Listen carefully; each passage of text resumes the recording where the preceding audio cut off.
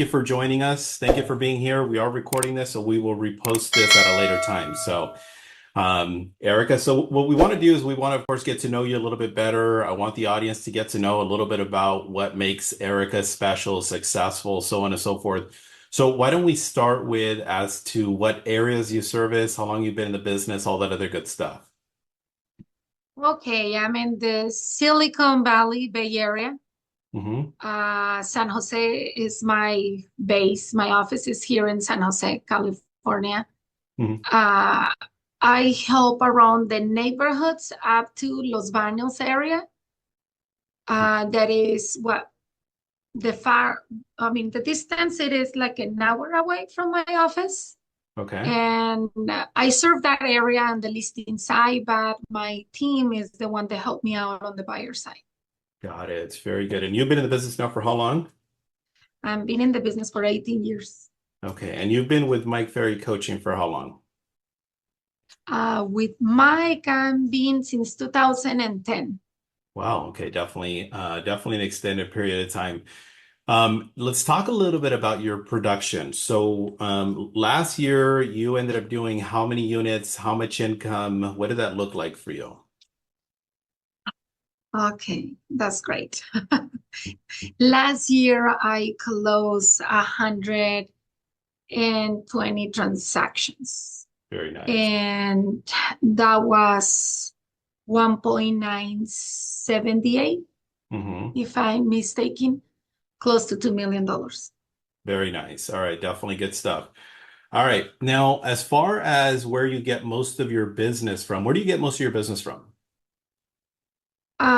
Right now is most of my business this year, and specifically it is past clients and expires. Got it. So expireds, past clients. What's the source that is actually most successful for you? Past clients. Past clients. Okay. Yes, I'm in contact with them like 3 to 4 times a year. Okay. So three to Um, four times a year is basically with what you're going after. You're giving them a call. What are you telling your database when you're calling them? well, I want to make sure I do a productive call. I want to make sure that they're informed on what's going on the market. Sometimes I tell them that. Sometimes I just list a house near your property Hmm. and I want to catch up with you. I want to say hi and see if you know anybody is interested in selling at this time. There we go. Yeah. All right.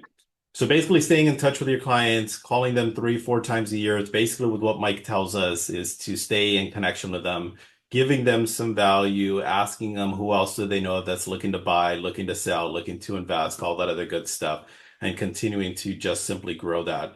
Now, as far as your database is concerned, how many people do you have in there? Actually, that's a great question today. I have that question from my coach. I have 1,250 people. Very nice. And for the most part, the largest percentage of your business coming, of course, from that of your database. Unfortunately, a lot of times what agents will end up doing that are having challenges in their business is they find themselves avoiding the source. This is that source Yes. that they evade, they don't call, they are scared to call them. They find themselves in this constant state of frustration Mhm. because they're not getting the results that they're supposed to be getting. And then there's the opposite, successful agents like yourself that they understand the value, they see the benefit, and this is the number one source for the, 99% of the most successful realtors. Exactly. Well, that's what we've been learning for the past 13, 14 years with Mike to be in touch with the past clients. And that's what I try to do. If I'm calling them 3 to 4 times a year, but I want to make sure that I'm in front. I send mailers probably. I do it 2 times a year, but I'm supposed to do 4 times a year. Yeah. But I'm working towards the other two extra times. Yeah. Well, I mean, you got 1,200 people. So That's a it's lot. a lot. That's a Yes. lot of people that you actually have to go through. Now, let me ask you though. I mean, was there ever a time that you felt like as if though you had this struggle, that you had that challenge in terms of calling your database, or did you just jump right in and call them? Well, I have some of the clients that I don't want to talk to them. That's the reality. but I still call them. But if if I if I don't feel comfortable, to be honest with you, to have people in my database, I delete it. I don't want to have people that I don't want to call because most of us, we have a lot of clients that are very uh, kind of toxic. They talk so much. And for me, I'm trying to avoid to talk to them because if they're not going to give me business, why I want to keep in touch with them, especially uh, sometimes they say, yes, I know somebody, but they're kind of difficult clients. They always have complaints or things like that. And when I see those kind of clients, I'm trying to avoid them. What did I do? Just send them mailers 2 times a year. Mhm. But that's what I do with them. Got it. So you're looking at, of course, the people that you have a little bit of the not strongest relationships. You kind of either eliminate them from your database or kind of put them from more of a uh, either a drip campaign or just something more from a Yes. standpoint. But you don't get rid of them, is what I'm hearing. You just simply Yeah, stop. I mean, I'm not going to be in touch with them every morning or Yeah. every 2 months, Mhm. but I still am sending them like a letter right now with my assistant and I. She's like, which list do you want me to send them mailers? And I say, just say, I'm here for you if you don't have any questions, like a basic handwritten card, and we send them via mailer. But for me to be calling them, unless they call and they have specific questions for me, I'm again engaging with them. Yeah. So I'm glad you bring this up because this is a common thing for a lot of realtors. But what we're talking about is a very small part of your business. Oh, yes. Yeah, where the majority of the agents, that's the largest part of their business. Meaning that they don't want to call these people, they don't want to go after them, they don't want to do anything, they don't bring any value, they don't do any of that stuff. But you're constantly looking at the people that do bring you business. You are constantly looking at people that do have value, the people that are not from a negative standpoint, and you're making that consistency in terms of calling them at least 3 times a year. Correct. Yeah, absolutely. So Correct. let me ask you a little bit about next year. Right now, we're all focusing on putting some business plan for this next year, putting some numbers together, things of that nature. What is your goal for next year? What do you want to accomplish? Units, income, all that good stuff. 130 transactions. And how much income is that? How much GCI is It's that for? going to be around 2.2. 2.2? It's not a huge jump, but I feel like I'm kind of complacent at this time of my career. I'm been producing $2 million for the last probably since 2017. Yeah. And I feel comfortable Mhm. and I don't want to be so stressed out too. I want to have a normal life. Sure. Yeah, absolutely. Well, you've earned it. You've been in the business as long as you have, and of course, doing year after year after year after year, and creating that sustainability. Obviously, it's a little bit different finding complacency, in the seven-figure mark and doing more than $2 million of income versus agents that unfortunately that I coach at times that are, struggling at complacency at 50, $75,000 a year. So it can be challenging, That's my monthly expense. Well, that's important that everybody understands that there's complacency at every stage. So whether that's, making $50,000 a year or that's making 50, 75, $100,000 a month, and in your case, obviously closer to 160, $175,000 a month. Well, that's a different priorities that everybody has, right? Depends how soon you want to retire. Depends what kind of lifestyle do you want to have. I like to live very well, and my standards are very high. So for me to keep in that life, I need to produce. Well, let's talk a little bit about that because that's another thing that I want to make sure the audience understands that there is a difference with high level producers like yourself and then other agents that struggle. And what I've identified, not that it's something new that Robert, oh my gosh, has created something that's something new, but with agents that are successful like yourself, they're very clear as to what they want. They know their goals, they know what they're trying to accomplish. There isn't this vagueness. How do you stay, motivated? How do you stay hungry? How do you stay determined year after year after year? Well, I like to keep having short-term goals and long-term goals. So the only way I have to look forward for something, like next year, I'm traveling to trip to Europe with my family. I want to take my whole family to Europe. So Nice. for me to do it, I need to reach certain amount of money for me to do that trip. And I'm looking forward to that. So that's my motivation. I like this year I already do a Porsches. Now next year I want to make sure that I keep moving investments. Yeah. And for me to do that, I need to produce. If I don't work, if not I'm not consistent on my business, how can I would do that? Yeah. And one of the things that, as being a coach now for a little over 14 years now, that I identify that I see with agents that are successful, there are certain things that are commonalities. Commonalities being they are very specific on their goals. They work on their database. It's the larger part of their business. They have a very specific type of schedule that they usually, in a sense, follow. These are things that are commonalities. And unfortunately, realtors that struggle is the opposite. They don't follow a schedule, they don't have goals, they don't call their database, and then they're wondering, how do I become a successful realtor? And then from one day into another, they want to make $1 million. Yeah, exactly. So that's one thing that I want to make sure the audience understands, that you have to be able to create this consistency, identify certain areas, because you do have to show up and follow a specific schedule. You do want to follow up or show up and have specific goals that you have in mind. Now, let me ask you a little bit in regards to as far as the source that is most profitable for you, which is that of your database. Separate from calling them, maybe we can share with the audience things that you do separate from the picking up the phone, sending them a mailer. Do you do anything else, anything different, anything unique? What did I start doing this year? I do podcasts. I don't know if you're familiar to my podcast.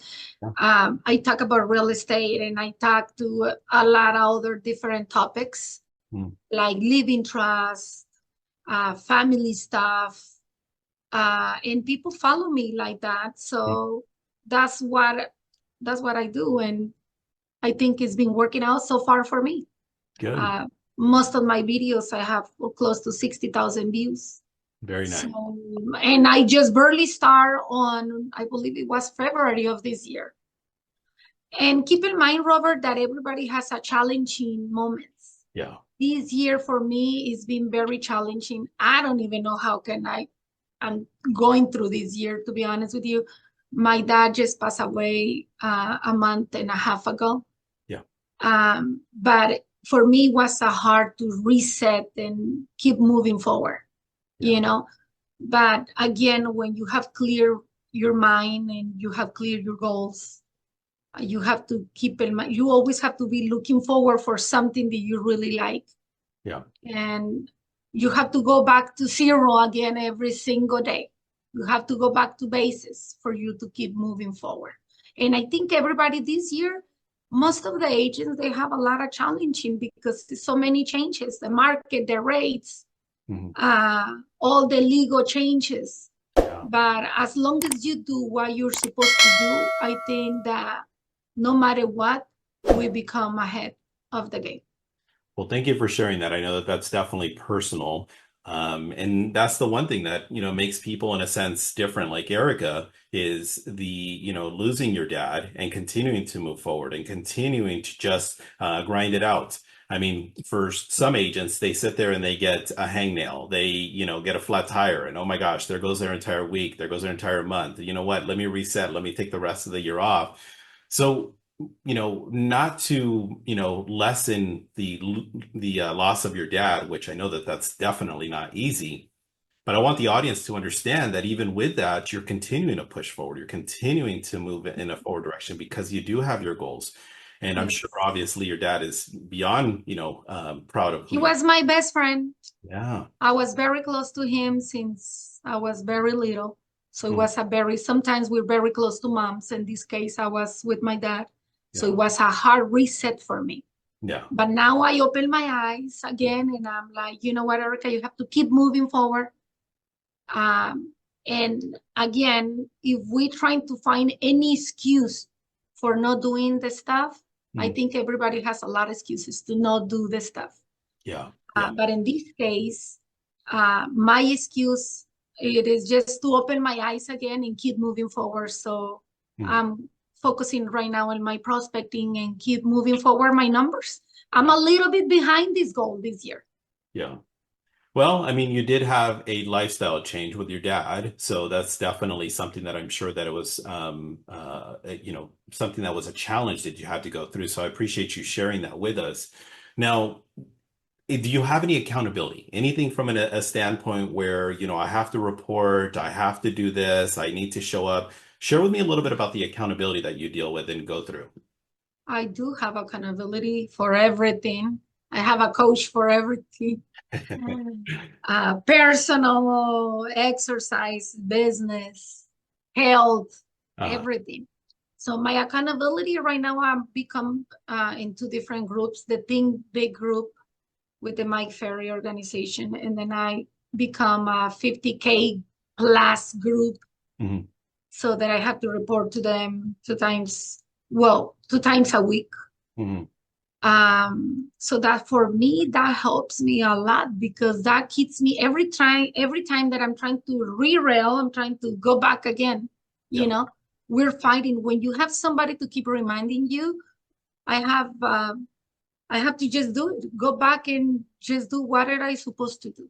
I mean, the most accountability that we have, I think we can become more better and better. Yeah, accountability, is huge. And for You me, have an appointment to set, an appointment to follow up, right?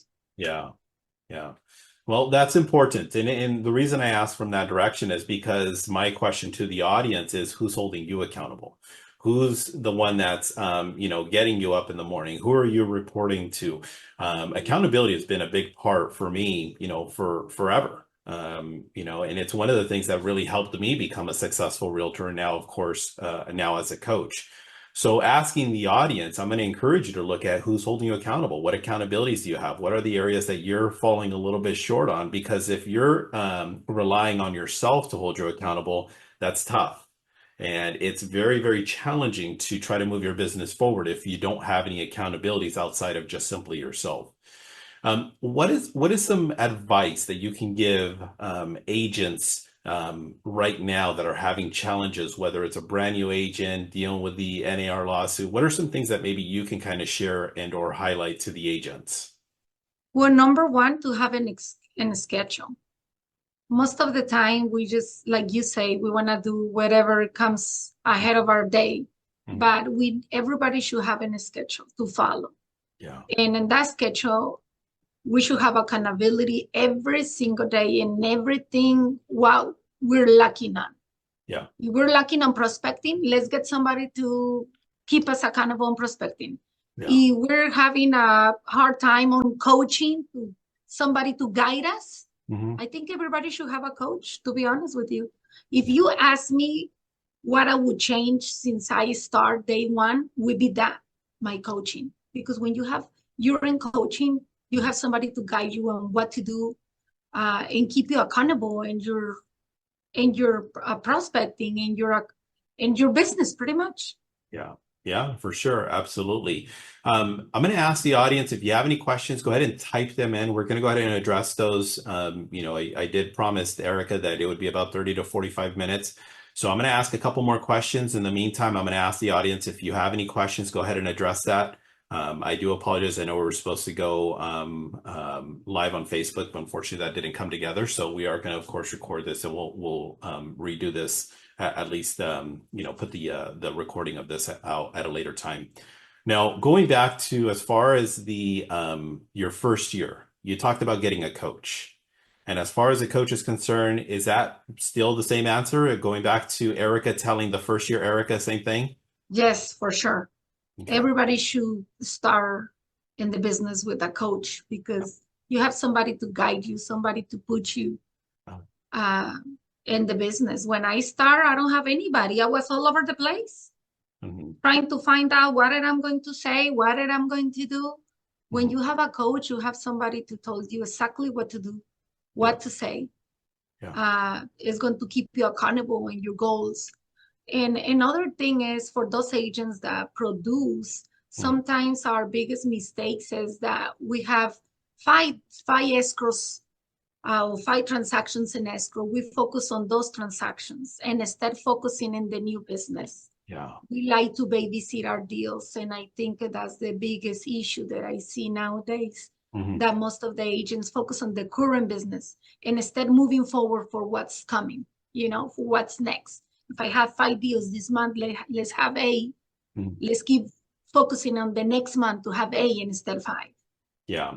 Yeah, that's the roller coaster business. And the roller coaster business is you go out, you prospect, you do open houses, you lead generate, you do whatever it is to go and get business. You get 2, 3, 5 deals together, and all of a sudden they're opening escrow. And now you focus on all of those deals, you manage the deals, you close the deals, and then now it's like, all right, Zero. do it again. You Yeah. don't have nothing again. Yeah, that's hard. That's definitely challenging. All right, so I'm going to go ahead and open it up to the audience. Again, if you have any questions, I know we have a few less participants than we were anticipating because obviously the technical difficulties. But let me go ahead and jump over to a question we do have from Lizette. Lizette asks, how did you perfect your systems to be able to do 100 plus deals a year?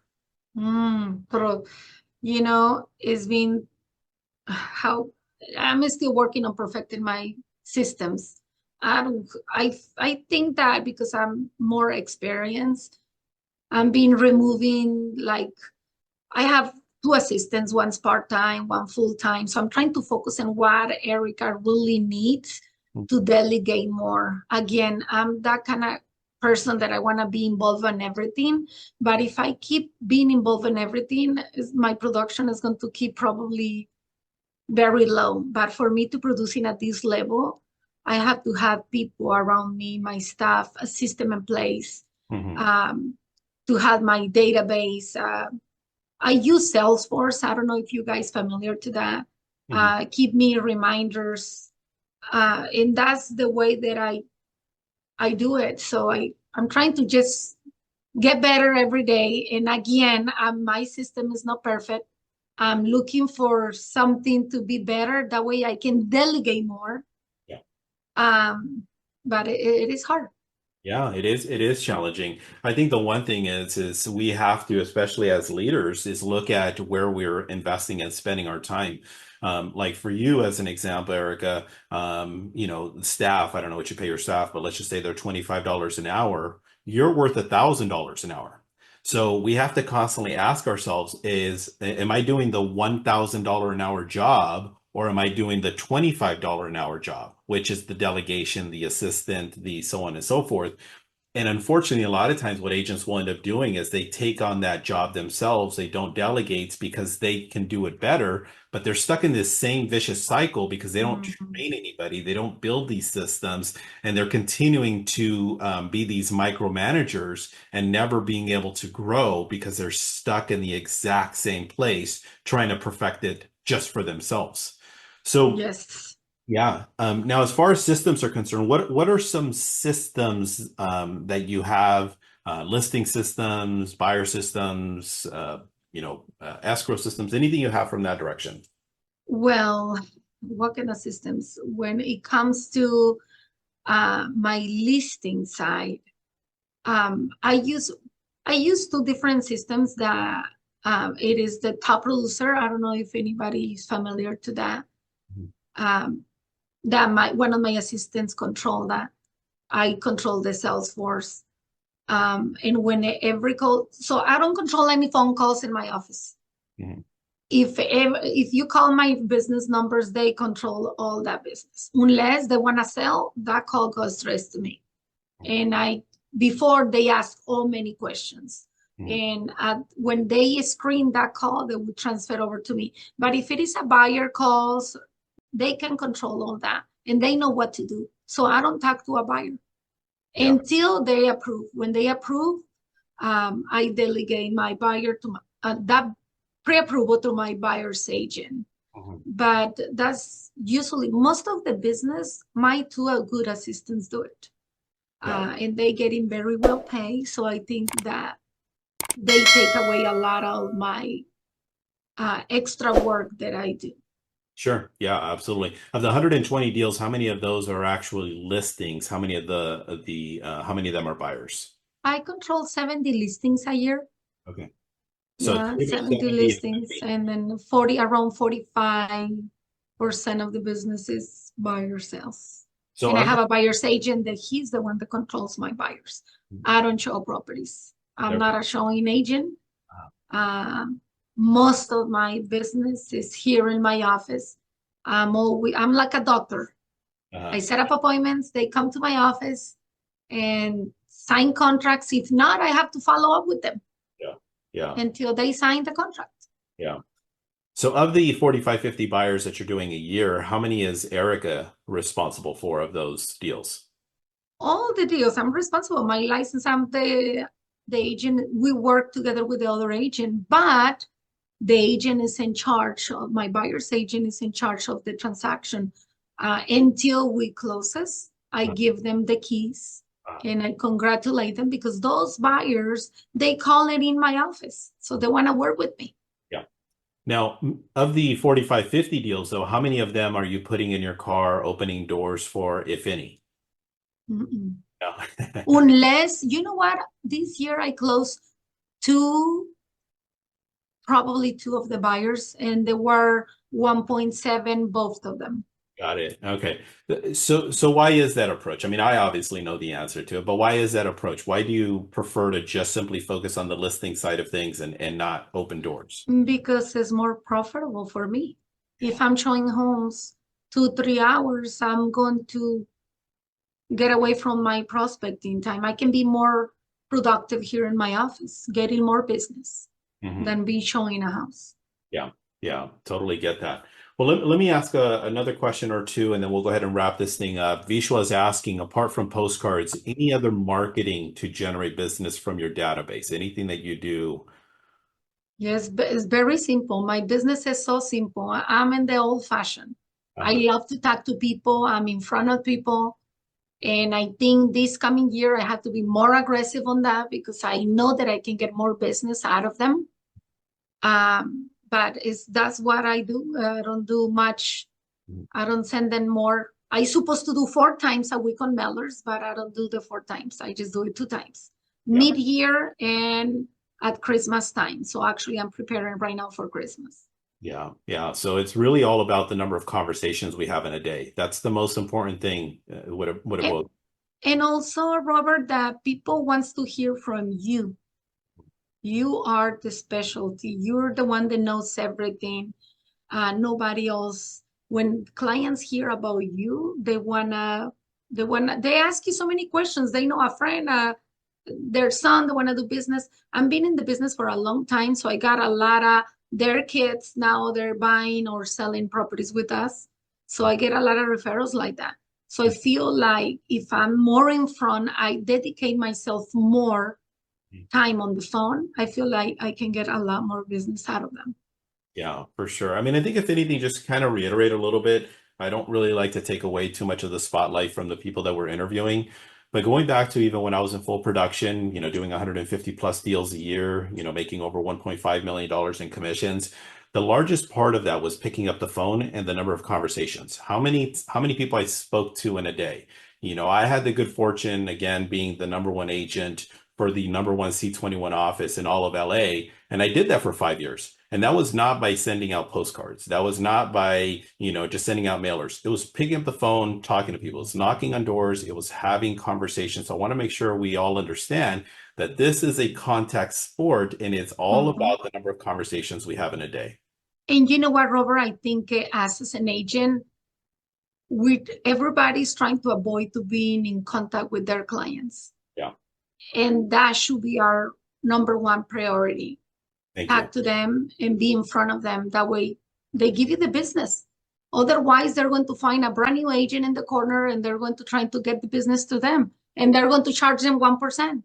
Yeah, yeah, because we're not there to protect them. So let me ask you Exactly. one last question. Vishwa has a follow-up question. How many hours of prospecting a day are you doing? And I always Great dislike the question. question, and I'll say why in just a little bit. But how many contacts? How many hours are you doing this? Okay, I work Monday to Thursday. and I call 30 to 35 people a day. Wow. And then Friday, I'm off on Fridays and I work half a day on Saturday Good. here in my office, prospecting, or if I don't have an appointment, I'm on the phone. Yeah. So I work 4.5 days, 30 to 35 contacts daily. Very good. Well, that's awesome. I'm always afraid to ask this question because again, this is very organic. And the reason I'm afraid to ask that question because I've had like, for example, Dan Mum, David Arstamian, I've had Milton James. I've had some very, very successful agents. And then the response to that is like, well, I'm prospecting 2 hours a day, 20 contacts. Well, good for you right now. But what we don't ask is what were you doing before that to get to here? And the largest percentage of the agents in order to get to this point. So I'm glad you're still making 30, 35 contacts, but we have to go through these windows of making 30, 40, 50 contacts a day for 5, 6, 7, 10 years before we can let off our foot off the gas for a little bit. So I want to make sure the audience understands that. I'm super proud of the fact that, Ericka's still doing a high level of contacts per day, because that's really the most important part of with what we do. But it's tiring. Prove me wrong. It is tiring. You get overwhelmed sometimes, but again, so if it is something that if you plan things that you're looking forward to it, travel. I love to travel. I think that is my biggest motivation. So for me to keep having the lifestyle that I have to keep working. And that's my biggest motivation. But before I was making 30 contacts, to answer you the question, I was probably between 15 and 20 contacts per day. Yeah. But actually doing it, keep track of those contacts. Because if you say, oh, I'm making 20 contacts a day, and you just in reality, you talk to 20 different people, and sometimes you just leave messages. So you don't really talk to 20 different people, Yeah. So we really need to track the people that we tag daily. The most people that we tag is a higher possibility for us to sign contracts. And then in this market that we are in a changing market, I highly believe there is not many good agents up there. And I know that if you're still in the business closing deals, I highly believe that we can make double or triple our business. Yeah, 100%. Yeah, absolutely. Ericka, I really appreciate your time. I appreciate, I apologize again about all of the technical difficulties. I don't know what that was about, but anyways, any last thoughts, questions, anything else, or I'm sorry, any last thoughts that you can leave with the audience? Well, I always say for us, keep every day and put this goal in your mind that every day just set up your mind that you don't have any deals. Mm. Right now, if I have 16 pendings, I want to make sure that I start today with 0. When you have that mentality, every day you're going to be like a machine producing. But make sure that you're consistent in your schedule, you follow in a schedule. And another thing is that be around successful people, because sometimes we want to get better, but we are around the same people that produces less than us, and instead of helping us is pulling us back. Is I was reading a book that always says that if you are the brightest person in your group, you are in the wrong group. So make sure you guys start hanging out with people that are smarter than you, that probably they can produce more than you. Yeah. That way you can keep moving forward. Yeah, absolutely awesome. Well, for those of you that have referrals in the Bay Area, of course, we have Ericka Carrasco. She'll take care of all of your clients' needs. So anybody that's looking, that has a buyer, seller, anybody that's looking to make any sort of real estate, needs, you can go ahead and reach out to Ericka Carrasco. So Ericka, thank you so much. I really appreciate your time. And of course, as always, it's always a pleasure to see you and of course, engage with you. So thank you so much, everybody, for showing up. As always, I'll see everybody at the top. Bye, Ericka. Thank you. Bye.